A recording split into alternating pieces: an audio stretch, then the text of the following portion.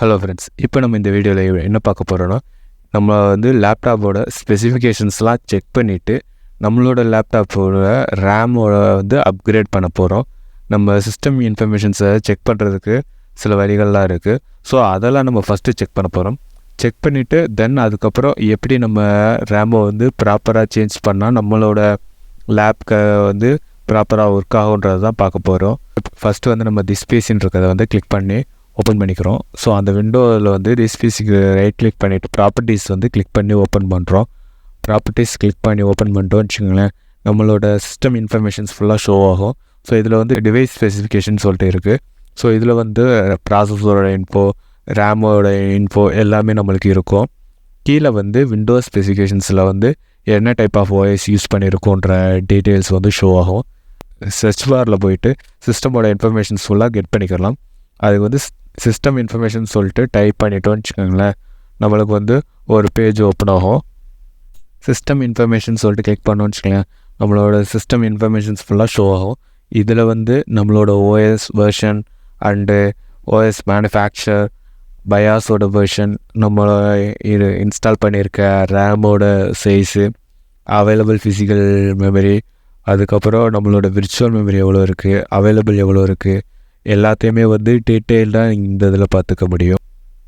Next நம்ம task பார்லேயே right click பண்ணோன்னு வச்சுக்கோங்களேன், அதை நம்ம கிளிக் பண்ணிவிட்டு ஓப்பன் பண்ணோன்னு வச்சுக்கோங்களேன், நம்மளோட இது என்னென்ன டாஸ்கில் ஆக்டிவாக இருக்குன்றதெல்லாம் அதில் இருக்கும். அதில் பெர்ஃபார்மன்ஸ் சொல்லிட்டு இருக்குது பார்த்தீங்களா, இதில் வந்து CPU, memory and disk, so இந்த 3 இருக்குது. இதில் வந்து இந்த மெமரின்றது தான் நம்மளோட ரேமு, எவ்வளோ ரேம் வந்து அவைலபிள் இருக்குது, அதுக்கப்புறம் எவ்வளோ ரேம் வந்து கரண்ட்டாக யூஸ் பண்ணிகிட்ருக்கோம். அண்ட் அந்த மேலே காட்டுறது வந்து DDR3 அப்படின்னு சொல்லிட்டு நம்மளுக்கு டைப் ஷோ ஆகுது. ஒரு சில இதில் வந்து DDR3ன்ற டைப் இருந்தால் ஷோ ஆகும் அந்த விண்டோஸ் 10 OSல. சம் நியூ மாடல் இப்போ வர்றதுலலாம் வந்து டைப் ஷோ ஆகுது, ஒன்லி வந்து ரேமோட இன்ஃபோ மட்டும்தான் ஷோ ஆகும். நெக்ஸ்ட்டு வந்து நம்ம கமாண்ட் ப்ராம்ப்டை ஓப்பன் பண்ணிக்கிறோம். ஓப்பன் பண்ணிட்டு ரன்னர்ஸ் அட்மினிஸ்ட்ரேட்டர் ஓப்பன் பண்ணிக்கோங்க. ஓப்பன் பண்ணிட்டேன்னு வச்சுக்கோங்களேன், உங்களுக்கு வந்து ஓகே கேட்கும். ஓகே கொடுத்துட்டு கமாண்ட் ப்ராம்ப்ட் வந்து ஷோ ஆகும். WMIC memory chip get speed அது கொடுத்துட்டேன்னு வச்சுக்கோங்களேன், உங்களுக்கு நம்மளோட ரேமோட ஸ்பீட் கிடச்சிரும். ஸோ எனக்கு வந்து 2 ரேம் இருக்குது, 1333, ரெண்டுமேவும் சேம் ஸ்பீடு தான். அதுக்கப்புறம் வந்து செகண்ட் கமெண்ட் வந்து ட்ரை பண்ணலாம். ஸோ நெக்ஸ்ட் கமெண்ட் என்னன்னா, கிளியர் ஸ்க்ரீன் ஃபஸ்ட்டு கொடுத்துக்கோங்க. கிளியர் ஸ்க்ரீன் கொடுத்துட்டு தென் வந்து WMIC mem physical get max capacity, ஓகேங்களா. ஸோ நம்ம நெக்ஸ்ட் கமெண்ட் என்னன்னா, WMIC mem physical MEMPHYSICAL get max capacity, இதை நீங்கள் கொடுத்தேன்னு வச்சுக்கோங்களேன், இப்போது உங்களுக்கு இங்கே ஒரு வேல்யூ கிடைக்குதா. ஸோ இந்த வேல்யூவை நீங்கள் எடுத்துகிட்டு போய், அதாவது கால்குலேட்டர் ஓப்பன் பண்ணிக்கோங்க. இந்த நம்மளுக்கு மேக்ஸ் கெப்பாசிட்டி தான் நம்மளோட ரேமில் மேக்ஸிமம் அக்செப்டபிள் ரேமோட சைஸ், ஓகேங்களா. இப்போ இதில் நீங்கள் வந்து இந்த ரேமோட எவ்வளோ கெப்பாசிட்டின்ற அந்த டிஜிட்டை நீங்கள் பேஸ்ட் பண்ணிடுங்க. பேஸ்ட் பண்ணிவிட்டு தென் ஸோ நம்ம வந்து 1024 ஃபஸ்ட்டு ஒன்ஸ் வந்து டிவைட் பண்ணோம். அது வந்து ஏபிலேருந்து எம்பிக்கு மூவ் ஆச்சு. மறுபடியும் 1024 வந்து டிவைட் பண்ணும்போது எம்பிலேருந்து ஜிபி, ஸோ எவ்வளோ ஜிபி வந்து அக்செப்டபிள், 16 ஜிபி நம்மளோட லேப்பில் வந்து அக்செப்டபிள், ஓகேங்களா. ஸோ அந்த அளவுக்கு வந்து நீங்கள் வந்து உங்களோட ரேமை அப்கிரேட் பண்ணிக்கலாம். அதுக்கு மேலே நம்ம ரேம் வந்து அப்கிரேட் பண்ண முடியாது. ஸோ இது வந்து தெரிஞ்சுக்கோங்க. ஸோ இன்னும் வந்து நம்மளுக்கு மெமரியோட ஃபுல் டீட்டெயில் வேணும்னா கமாண்ட் ப்ராம்ப்ட் ஓப்பன் பண்ணிவிட்டு WMIC மெமரி சிப் லிஸ்ட் ஃபுல்லுன்னு சொல்லிட்டு இருக்கும். ஸோ அதை நீங்கள் டைப் பண்ணி வச்சிங்களேன், உங்களுக்கு உங்களோட ஸ்லாட் 2 ஸ்லாட் இருந்துச்சுன்னா 2 ஸ்லாட்டோட இன்ஃபோவும் கிடைக்கும். ஸோ அந்த பேங்க் 0, பேங்க் 2 அப்படின்னு சொல்லிட்டு பார்த்தீங்களா, எனக்கு 2மே வேறு ரேமு. ஸோ அந்த ரேமோட இன்ஃபோ வந்து நீங்கள் இது மூலயமா பார்த்துக்கலாம். ஸோ 2க்குமே வந்து ஒரு ஜிபி தான் இருக்குது. ஸோ அது ஒரு ஜிபி அது, ஸோ அதோட இன்ஃபர்மேஷன்ஸ் ஃபுல்லாக இருக்குது. ஸோ அது எவ்வளோ ஸ்பீடு என்ன எல்லாத்தையுமே டீட்டெயிலாக பார்த்துக்கலாம். இதெல்லாம் பார்த்துட்டோம். இதுக்கப்புறம் நம்ம என்ன பண்ண போகிறோம்னா, இந்த ரேம் கெப்பாசிட்டிக்கு ஏற்ற மாதிரி நம்ம இப்போ ஆல்ரெடி வந்து 2 ஸ்லாட்டில் வந்து 1 GB நம்மள்கிட்ட ரேம் இருக்குது. இப்போ நம்ம வந்து ஒரு 4 GB ரேம் மட்டும் வாங்கி நம்மளோட லேப்பில் இன்ஸ்டால் பண்ணி அப்கிரேட் பண்ணி செக் பண்ண போகிறோம். ஒன்ஸ் வந்து அந்த ஸ்பீடு வந்து எவ்வளோ என்னன்றதையும் பார்த்துட்டு நம்மளுக்கு ஷோ ஆனது வந்து 1333. ஸோ அந்த ஸ்பீடுக்கு ஏற்ற மாதிரி நம்ம அந்த ரேமையும் வாங்க போகிறோம். நம்மளுக்கு ஷோ ஆன ரேம் டைப் வந்து DDR3. உங்கள் ப்ராசஸருக்கு வந்து எவ்வளோ ஸ்பீடு வந்து மேக்ஸிமம்ன்றதையும் செக் பண்ணிக்கோங்க. ஸோ அதுக்கேற்ற மாதிரி DDR3 ரேம் மட்டும் வாங்கினா பத்தாது. ஸோ எவ்வளோ ஸ்பீடு உங்கள் இதில் வந்து மேக்ஸிமம் ஸ்பீடு வந்து இப்போ ஓல்டு லேப்டாப்னு ப்ராசஸ் வந்து எவ்வளோ அக்செப்ட் பண்ணுது. ஸோ அதுக்கு ஏற்ற மாதிரி நீங்கள் அப்கிரேட் பண்ணிங்கன்னா உங்களுக்கு யூஸ்ஃபுல்லாக இருக்கும். ஸோ எப்படி லேப்பை கனெக்டி நம்ம ரேமை வந்து ப்ராப்பராக இன்ஸ்டால் பண்ணுறதுன்றத பார்க்க போகிறோம். வாங்க. இப்போ நம்ம இந்த வீடியோவில் வந்து எப்படி வந்து லேப்டாப்பை கவரை கழட்டிட்டு ரேம் வந்து என்னென்ன இருக்குன்றத ஸ்பெசிஃபிகேஷனை பார்த்துட்டு நம்ம ரேம் வந்து சேஞ்ச் பண்ண போகிறோம். இந்த ஸ்க்ரூ ட்ரைவர் வந்து எடுத்துருக்கேன். இதுக்கு வந்து என்ன ஸ்க்ரூ செட் ஆகுன்னு பார்த்துட்டு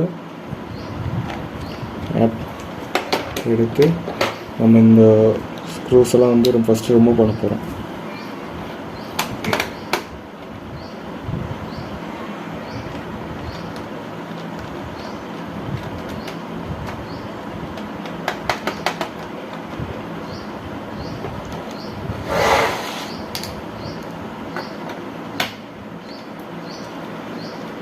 இதில் வந்து நம்ம ஆல்ரெடி வந்து என்னென்ன ஸ்பெசிஃபிகேஷன் வந்து ரேம் இருக்குது, நம்ம எவ்வளோ கெப்பாசிட்டி வரைக்கும் ரேம் வந்து அப்கிரேட் பண்ணலான்ற வரைக்கும் நம்ம அந்த வீடியோவில் பார்த்துருப்போம்.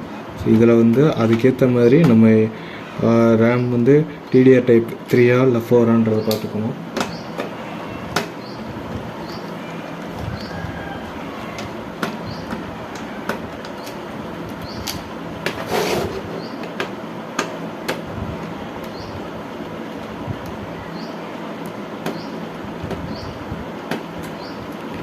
ஸோ அதெல்லாம் ரிமூவ் பண்ணிட்டோம். ஃபஸ்ட்டு நம்ம வந்து பேட்ரியை ரிமூவ் பண்ணிக்கிறோம். பேட்ரி வந்து லாக் வந்து எடுத்துகிட்டு ரிமூவ் பண்ணிக்கலாம். இப்போ பேட்டரியை மட்டும் தனியாக எடுத்து வச்சுக்கலாம். இப்போ இந்த கவரை வந்து பேனல் கவரை ரிமூவ் பண்ணுறதுக்கு ஸோ இந்த மாதிரி மெட்டீரியல்ஸ்லாம் இருக்குது. ஸோ இதெல்லாம் எடுத்து நம்ம ஈஸியாக வந்து ரிமூவ் பண்ணிக்கலாம்.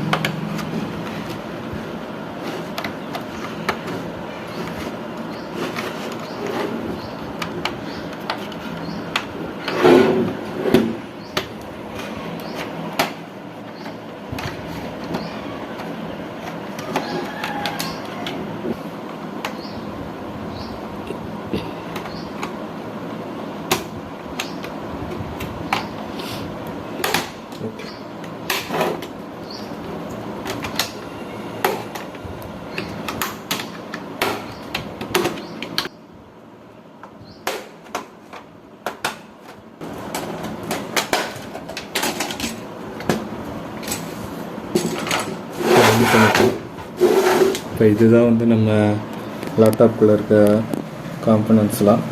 இந்த லேப்டாப்பில் இருக்கிறதுல வந்து இந்த தெரியுது பார்த்தீங்களா, இதுதான் வந்து நம்மளோட ரேம். இது வந்து 2 ஸ்லாட் கொடுத்துருக்காங்க. ஓகேங்களா, இந்த 2 ஸ்லாட்டுமே வந்து 1 GB தான். மொத்தமாக சேர்த்து நமக்கு 2 GB ரேம் இருக்குது. ஸோ இதுதான் நம்மளோட ஹார்ட் டிஸ்க்கு. ஓகேங்களா, HDD தான், SSD கிடையாது. இது வந்து ஓல்டு மாடல் லேப்டாப் தான். இதுதான் வந்து நம்மளுக்குரிய வந்து ப்ராசஸரு, நம்ம லேப்டாப்பில் வர ப்ராசஸரு. அதுக்கப்புறம் இது வந்து நம்ம ஃபேன் இருக்குது, கூலிங் ஃபேனு. இது வந்து பேட்ரி. இதுதான் நம்மளோட மதர் போர்ட். ஓகேங்களா, ஸோ மற்ற கனெக்டிவிட்டிலாம் இருக்கும், இதை நம்ம பார்த்துக்கலாம். இதுதான் வந்து நம்ம டிஸ்பிளேக்கு கனெக்ட் ஆகிற வந்து வயரு. இதுலேருந்து தான் டிஸ்பிளே வந்து நமக்கு வந்து ஸ்க்ரீன் ஆகுது. ஓகேங்களா, இப்போ வந்து நம்ம இந்த ரேம் வந்து மாற்ற போகிறோம். ஸோ இப்போ இந்த ரேம் வந்து நம்ம புதுசாக ஒன்று வாங்கியிருக்கோம். ஸோ இது வந்து 4 GB ரேமு கன்சிஸ்டன்ட் பிராண்ட்லேருந்து வாங்கியிருக்கோம். ஓகேங்களா, இதில் வந்து நம்ம ஆல்ரெடி சொன்ன மாதிரி தான், இது வந்து DDR3 தான். ஸோ உங்களோட லேப்டாப்போட வந்து டைப் என்ன, ரேம் டைப் என்னன்றதை செக் பண்ணிவிட்டு வாங்குங்க. DDR3 DDR4 DDR5 வரைக்கும் வந்திருக்கு. ஸோ அதை வந்து ப்ராப்பராக செக் பண்ணிவிட்டு வாங்குங்க. இல்லாட்டினா உங்களுக்கு வந்து ஸ்லாட் வந்து செட் ஆகாது. இப்போ இந்த ரேம் வந்து ஸ்லாட்டை நம்ம ரிமூவ் பண்ணிக்குவோம். ரிமூவ் பண்ணிவிட்டு ஒன்றை மட்டும் நம்ம ரிமூவ் பண்ணி எடுத்துக்குவோம். ஸோ 1 GB இருக்கட்டும். இது வந்து நம்ம இப்போ புதுசாக வாங்கினா 4 GB ரேமு. ஸோ இதை நம்ம வந்து ஃபிக்ஸ் பண்ண போகிறோம்.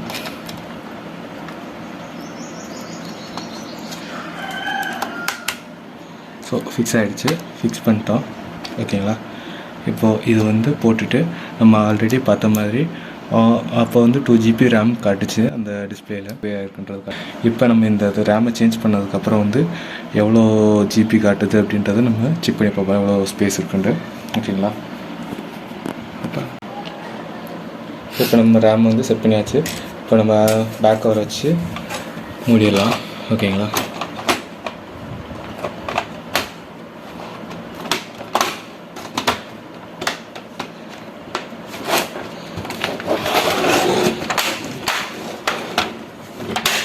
ஓகேங்களா? ப்ராப்பராக செட் பண்ணியாச்சு.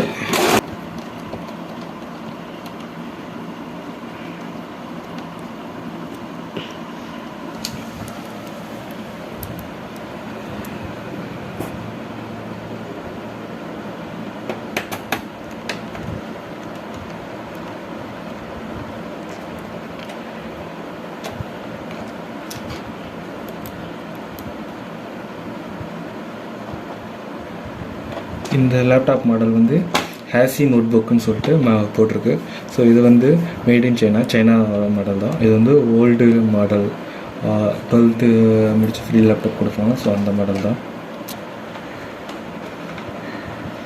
ஸ்க்ரூலாம் போட்டுக்கலாம்.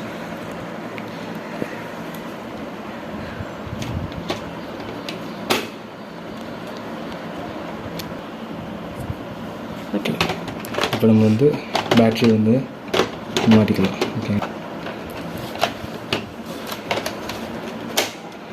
பேட்ரி மாட்டிட்டோம். ஸோ இப்போ நம்ம லேப்பை வந்து ஸ்டார்ட் பண்ணிக்கலாம்.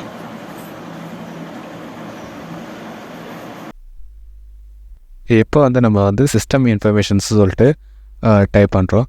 இப்போ நம்ம சிஸ்டம் இன்ஃபர்மேஷன்ஸை டைப் பண்ணி நம்ம கிளிக் பண்ணதும் சிஸ்டமோட டீட்டெயில் இன்ஃபர்மேஷன்ஸ் வந்து ஷோ ஆகுது. இது சிஸ்டம் அவைலபிள் ஃபிசிக்கல் மெமரி வந்து இப்போ நம்மளுக்கு ஷோ ஆகிறது வந்து 2.9 GB. ஓகேங்களா? ஸோ நம்ம ஸ்டார்டிங்கில் மொத்தத்துக்குமே 2 GB தான் இருந்துச்சு. அதில் 500 தான் வந்து நம்மளுக்கு அவைலபிளாகவே இருந்துச்சு. இப்போ டோட்டல் வந்து நம்மளுக்கு வந்து இன்க்ரீஸ் பண்ணியிருக்கோம். ஆல்ரெடி ஒரு 4 GB இன்க்ரீஸ் பண்ணியிருக்கோம். நம்ம வந்து 4 GB இன்க்ரீஸ் பண்ணியிருக்கோம். ஆல்ரெடி 1 GB வந்து ஸ்லாட்டில் இருக்குது. ஸோ நம்மளுக்கு வந்து டோட்டல் வந்து 5 GB இப்போ கரண்ட்டாக இருக்கிறது. அதில் நம்மளுக்கு இப்போ கரண்ட்டாக அவைலபிள் இருக்கிறது வந்து 2.9 GB. ஓகேங்களா? நம்ம நெக்ஸ்ட்டு வந்து டாஸ்க் மேனேஜர் ஓப்பன் பண்ணிவிட்டு இப்போ வந்து மெமரியை செக் பண்ணுறோம். நம்ம ஆல்ரெடி பார்க்கும்போது வந்து நம்மளுக்கு மெமரி சைஸ் வந்து 70க்கு மேலே இருந்துச்சு. இப்போ வந்து நம்மளுக்கு வந்து 40க்குள்ளே தான் இருக்குது. காரணம் நம்ம வந்து ரேம் அப்கிரேட் பண்ணியிருக்கோம்.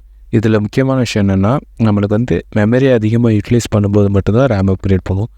ஸோ நம்மளுக்கு வந்து ரேம் வந்து இப்போ சக்ஸஸ்ஃபுல்லாக அப்கிரேட் பண்ணிட்டோம். தேங்க்யூ ஃப்ரெண்ட்ஸ், தேங்க்யூ ஃபார் வாட்சிங். Have a great day.